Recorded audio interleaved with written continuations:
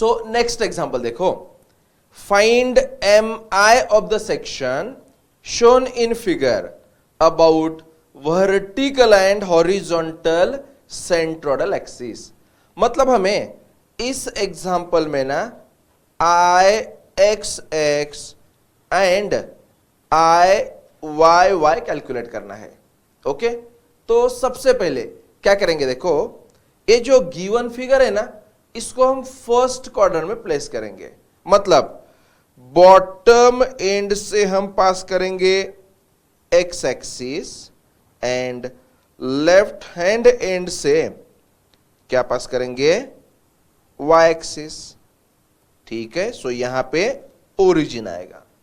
ठीक है, अब लैमिना क्या है, देखो कंप्लीट रेक्टेंगल है, डायमेंशन 150 बाय 250।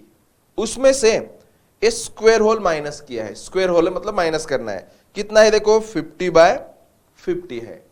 ठीक है, अब कैलकुलेशन में सबसे पहले क्या करेंगे, इंडिविजुअल एरिया ना, देखो ना सबसे पहले इंडिविजुअल एरिया,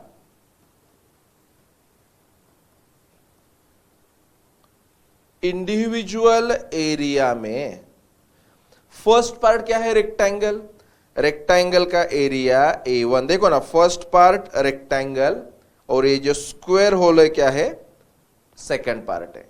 ठीक है, तो A1 कितना आएगा, 150 बाय 250। ठीक है, और सेकंड पार्ट 50 बाय 50 ना, A2 आएगा 50 बाय 50। तो स्टूडेंट्स एक काम करते हैं, मैं कैलकुलेशन कहीं भी नहीं करूंगा, सिर्फ कैलकुलेशन का आपको फॉर्मेट बताते जाऊंगा और एंड को पूरा कंप्लीट आंसर डिस्प्ले करूंगा। चलेगा ना? ओके चलो, तो A1 A2, इसके बाद टोटल एरिया A क्या आएगा, A1 माइनस A2। ठीक है, अब इंडिविजुअल एरिया के बाद नेक्स्ट स्टेप क्या होती है, individual distances, individual distances. Individual distance में अब रेक्टेंगल के बारे में सोचेंगे। अभी फर्स्ट पार्ट जो रेक्टेंगल है, देखो यहां पे कंफ्यूज मत हो, मैं दूसरी डायग्राम ड्रॉ करता हूं। हमारे लिए क्या है, कंप्लीट रेक्टेंगल है। ठीक है ना, ये सबसे बॉटम से एक्स एक्सिस, ठीक है ना, और लेफ्ट हैंड एंड से क्या है, वाई एक्सिस। ओके, यहां पे जो सेंट्रॉइड होगा G1, G1 का ये डिस्टेंस x1 और ये डिस्टेंस क्या होगा, y1। ठीक है, अब डायमेंशन क्या थे, 150 बाय 250 ना, सो यहां पे देखो कैलकुलेशन, x1 की वैल्यू कितनी आएगी, 150 के हाफ, मतलब 75, और y1 250 के हाफ, मतलब 125। ओके, अब सेकंड पार्ट जो है ना, थोड़ा सा अच्छी तरह से देखो, यहां पे कंफ्यूज मत हो। सेकंड पार्ट ना स्क्वायर होल है, स्क्वायर होल का सेंट्रॉइड क्या है, G2। ठीक है, G2 का ये जो डिस्टेंस है ना, ये क्या है, x2 है, x2। और देखो ये वाला जो डिस्टेंस है मैं इधर दिखाता हूं, क्या है, y2। ठीक है, तो आप ही बता दो यहां पे x2 की वैल्यू कितनी आएगी, देखो देखो यहां से यहां तक तो 50 है और आगे 50 के हाफ, मतलब 50 प्लस 50 के हाफ, कितना, 75। सिमिलरली y2 भी देखो, देखो ना यहां से यहां तक ये डिस्टेंस कितना है, 50 है, देखो यहां पे दिया है, और आगे वाला क्या है, 50 के हाफ है, मतलब 50 प्लस हाफ ऑफ 50, मतलब 75। अब एक बार इंडिविजुअल डिस्टेंस समझने के बाद ना आगे वाला बहुत सिंपल है। देखो यहां पे ना x1 एंड x2 x की दो वैल्यूज है ना, x1 x2 दोनों सेम है। देखो as x1 equal to x2 कितना है 75, ठीक है। देयरफॉर x बार डायरेक्टली लिखेंगे 75। याद रखो x की दो वैल्यू है, दोनों 75 है, मतलब x बार 75। उसके बाद ना y बार, अब y बार जो है ना क्या आएगा, a1 y1 minus a2 y2 upon a।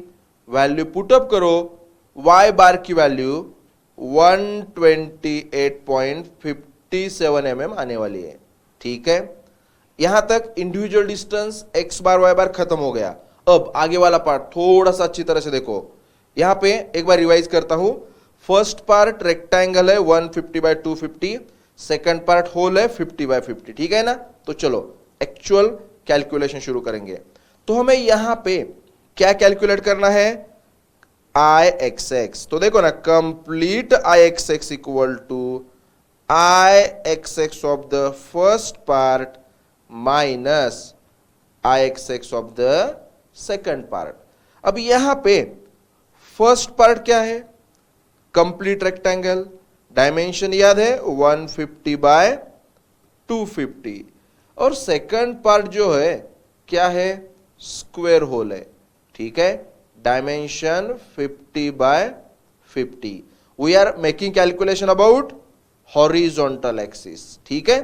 तो कैलकुलेशन का फॉर्मेट क्या आएगा, देखो यहां पे पैरेलल कौन है 150, parallel dimension into perpendicular dimension cube upon rectangle है सो 12 प्लस फर्स्ट पार्ट है तो a1 and during calculation of xx1 क्या लेते हैं, y bar minus y1 bracket square minus second part देखो parallel 50 into perpendicular cube upon 12 plus second part a2 and x2 calculate करते समय y bar minus y2 bracket square.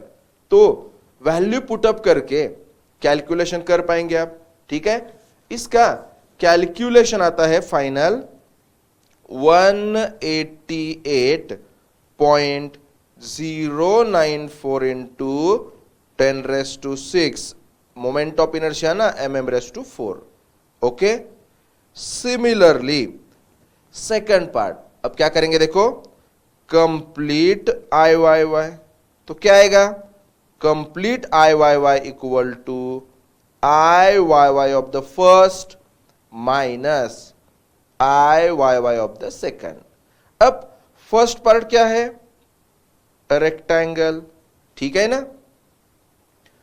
अब जो rectangle है dimension क्या है 150/250, सेकंड पार्ट होल है, hole का डायमेंशन क्या है 50/50। इंपॉर्टेंट क्या है, we are making calculations about vertical axis, okay ना। सो अब नेक्स्ट पार्ट जनरल फॉर्मेट होगा, बोलो कैसा होगा, इक्वल टू, अब यहां पे एक्सिस को पैरेलल कौन है 250, तो parallel into perpendicular cube upon rectangle है फिर स्क्वायर हो तो 12 आता है ना, प्लस a1 y1 कैलकुलेट करते समय x bar minus x1 bracket square minus second part के बारे में देखो, पैरेलल कौन है 50 इंटू 50 क्यूब, यानी parallel into perpendicular cube upon 12। Second part है a2 y2 कैलकुलेट करते समय x bar minus x2 bracket square, okay. अब इसका पहले क्या करो, वैल्यू पुटअप करो एंड कैलकुलेटर पे कैलकुलेशन करो, तो फाइनल आंसर मिल जाएगा 69.789 इंटू 10⁻⁶ mm⁻⁴। समझ में आया। चलो इसका हम एक्चुअल कैलकुलेशन डिस्प्ले करेंगे। ओके,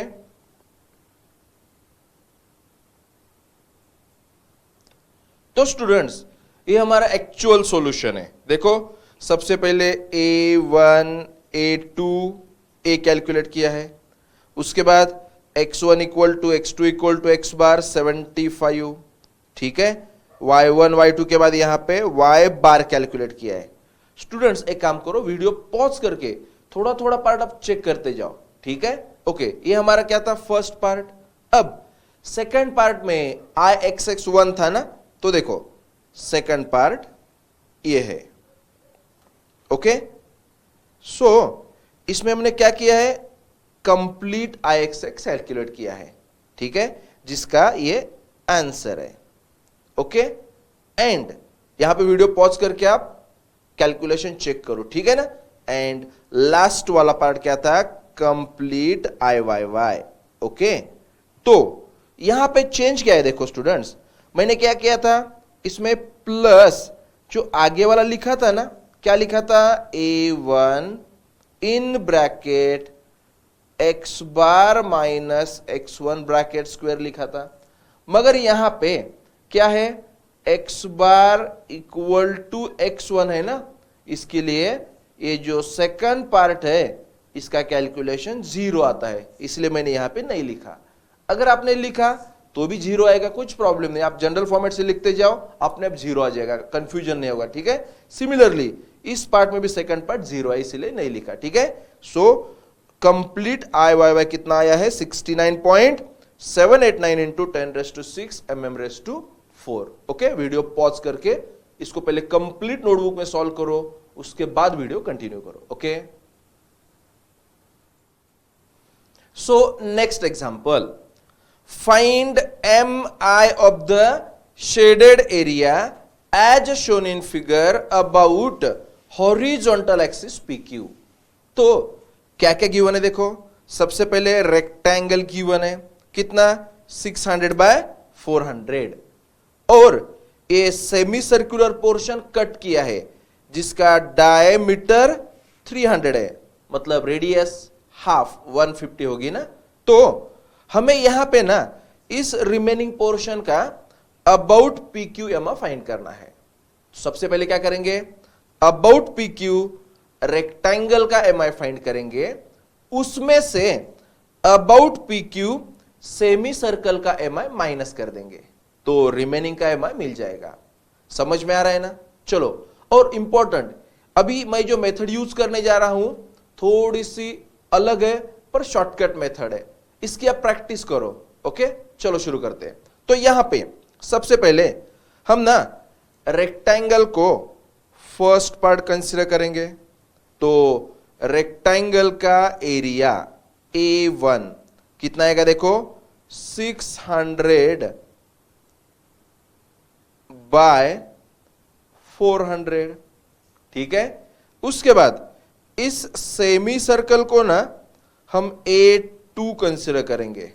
यहां पे सेमी सर्कल है ना, सर्कल का एरिया πr², सेमी सर्कल का 1/2 πr², यहां पे रेडियस कितनी है, 150, ठीक है।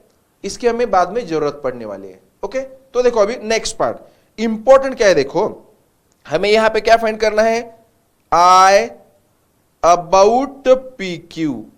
ओके, तो इक्वल टू क्या आएगा, I about PQ of complete rectangle minus I about PQ of semi circle, ठीक है ना। और एक बार I about PQ equal to I about PQ of rectangle minus I about PQ of semi circle. तो ना एक काम करते हैं, about PQ rectangle and about PQ हम सेमी सर्कल ड्रॉ करेंगे। ओके, सो कैलकुलेशन आपको समझ में आएगा। देखो तो एक काम करते हैं, देखो यहां पे हमने ए PQ ड्रॉ किया है, ठीक है। अबाउट PQ ए रेक्टेंगल है, देखो अच्छी तरह से। तो ये जो रेक्टेंगल है डायमेंशन क्या है 600 by 400। Similarly about P Q मैं क्या ड्रॉ करने जा रहा हूं, सेमी सर्कल ड्रॉ करने जा रहा हूं, ठीक है। तो इस सेमी सर्कल की रेडियस कितनी है 150। ओके, अब इंपॉर्टेंट क्या है देखो, रेक्टेंगल का सेंट्रॉइड G1। ओके, हमें G1 का अबाउट PQ डिस्टेंस जरूरी है, तो इसको हम H1 कंसिडर करेंगे। H1 कितना आएगा देखो, टोटल अगर 400 है तो H1 कितना आएगा हाफ 200। सिमिलरली ये जो सेमी सर्कल है ना, सेमी सर्कल का सेंट्रॉइड G2 का फ्रॉम PQ डिस्टेंस होगा H2। तो यहां पे लिखता हूं H2 क्या आता है 4R/3 पाई। ओके, यहां तक समझ में आया। अब एक्चुअल कैलकुलेशन पार्ट देखो, इक्वल टू यहां पे अभी PQ को पैरेलल कौन है 600, तो parallel dimension into perpendicular dimension cube upon 12 plus first part है इसीलिए A1 in bracket H1 square. Students हमने A1 ऑलरेडी फाइंड किया है, ठीक है, और यहां पे H1 भी तैयार है, सो वैल्यू पुट अप करो माइनस। अब सेमी सर्कल के बारे में हमें यहां पे ना ये जो PQ है डायमीटर को पैरेलल है ना, अगर डायमीटर को पैरेलल हो तो फॉर्मूला क्या होता है एमआई का 0.11 R⁴ प्लस सेकंड पार्ट है A2 एंड H2 स्क्वायर। ठीक है स्टूडेंट्स, यहां पे ना A1 H1 A2 H2 value put up करो एंड कैलकुलेटर पे कैलकुलेशन करो, आंसर मिल जाएगा 1.26 इंटू 10⁻10 mm⁴।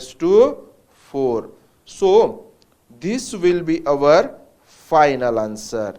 ठीक है, तो वीडियो पॉज करके पूरा एग्जांपल आप सॉल्व करो। ठीक है, so next example, locate the centroid of the shaded area remaining after the equilateral triangle has been removed from the rectangle as shown in figure. Determine mi of the section about its base. ठीक है, तो question में क्या given है देखो, rectangle ABCD जिसके dimension क्या है 100 mm बाय 200 mm। इस रेक्टेंगल से ना इस इक्विलैटरल ट्रायंगल को हमने माइनस किया है।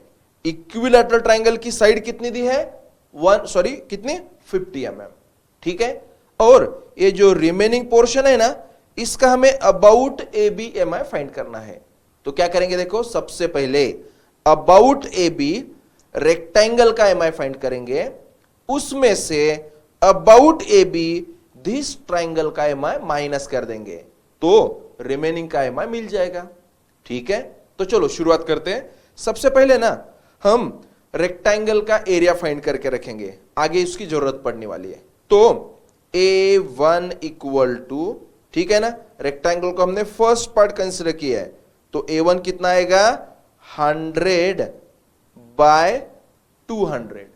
ठीक है, उसके बाद इक्विलैटरल ट्रायंगल देखो ना, ये जो इक्विलैटरल ट्रायंगल गिवन है उसका हमें साइड तैयार है। देखो साइड कितनी है 50, पर हमारे पास हाइट तैयार नहीं है ना, तो थोड़ा सा अच्छी तरह से देखो, for equilateral triangle height equal to √3 upon 2 into side. तो यहां पे √3 अपॉन 2 इंटू साइड 50 ना, ऐसे किया ना तो वैल्यू मिल जाएगी 43.3 mm। मतलब हमें ट्रायंगल के डायमेंशन हम मिल गए, हाइट तैयार है इसको हम बेस कंसिडर करेंगे, बेस तैयार है। ठीक है, अब नेक्स्ट स्टेप देखो, अच्छी तरह से देखो, हमें क्या कैलकुलेट करना है, I of the remaining portion about A B equal to I about A B of complete rectangle minus I about A B of equilateral triangle. ठीक है, तो अच्छी तरह से देखो, सबसे पहले ना अबाउट ए बी रेक्टेंगल की पोजीशन ड्रॉ करेंगे and about A B equilateral triangle की पोजीशन ड्रॉ करेंगे, क्योंकि आपको कंसेप्ट क्लियर होना है। ठीक है ना, तो देखो यहां पे ए बी कंसिडर करो। ठीक है, with respect to A B ये क्या है, रेक्टेंगल की पोजीशन है। ठीक है, डायमेंशन क्या है देखो, 100 by 200। Similarly about A B हम क्या ड्रॉ करेंगे, यहां पे ट्राइंगल। ठीक है, देखो यहां पे ट्राइंगल है,